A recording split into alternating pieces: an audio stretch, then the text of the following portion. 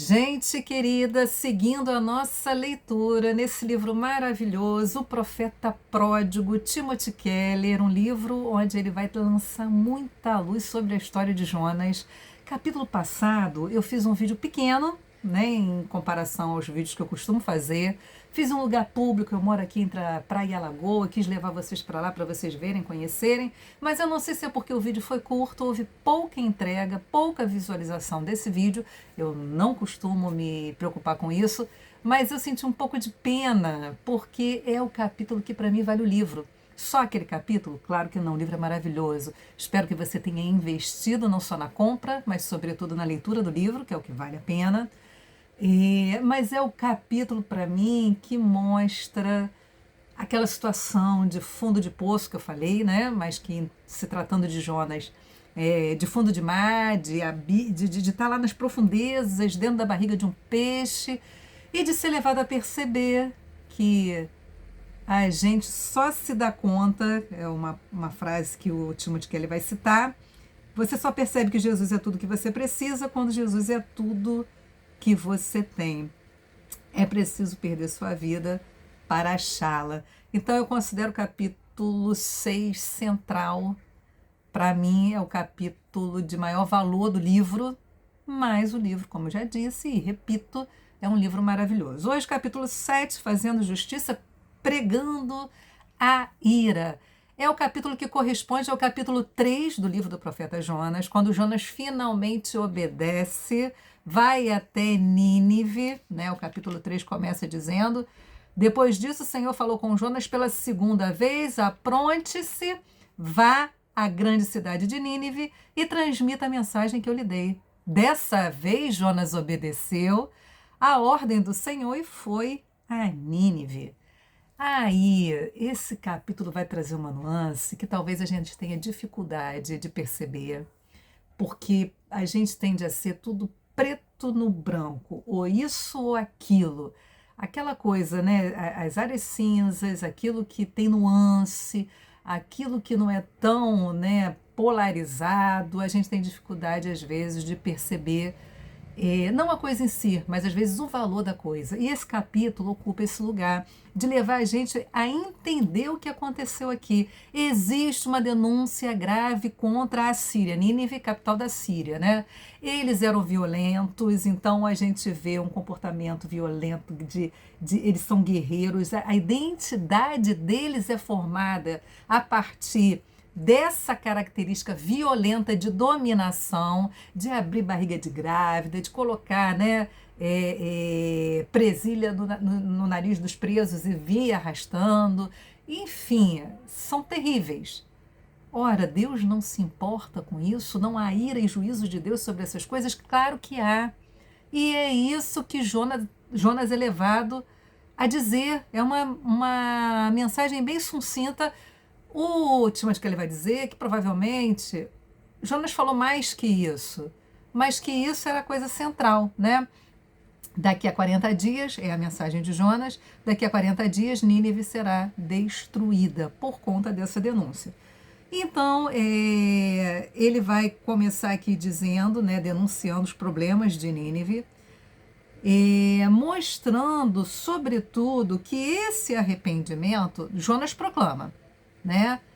Você tem uma resposta muito positiva. Os habitantes de Nínive creram em Deus e, desde o mais importante até o mais humilde, declararam um jejum e se vestiram de pano de saco. Houve um arrependimento, houve realmente, de fato, um avivamento. Alguém que, né, que foi levado, pessoas que foram levadas a terem, então, uma aliança com Deus. Até Timothy Keller vai falar de um exemplo aqui de avivamento, e ele vai dizer que não foi nesse nível. Aqui está a nuance. Deus, onde há injustiça, assim como quando a gente diz que onde há a verdade é a verdade de Deus, onde há injustiça, existe a ira de Deus contra toda injustiça. Então há uma denúncia contra isso, há uma medida de arrependimento deles, mas não chega a ser um avivamento que leva esse povo agora a ter uma aliança próxima. né, permanente, fiel com Deus. Então, há o anúncio, há a proclamação, e aqui, ó, ele vai dizer, não há menção sobre os moradores de Nínive terem abandonado seus deuses e ídolos, né?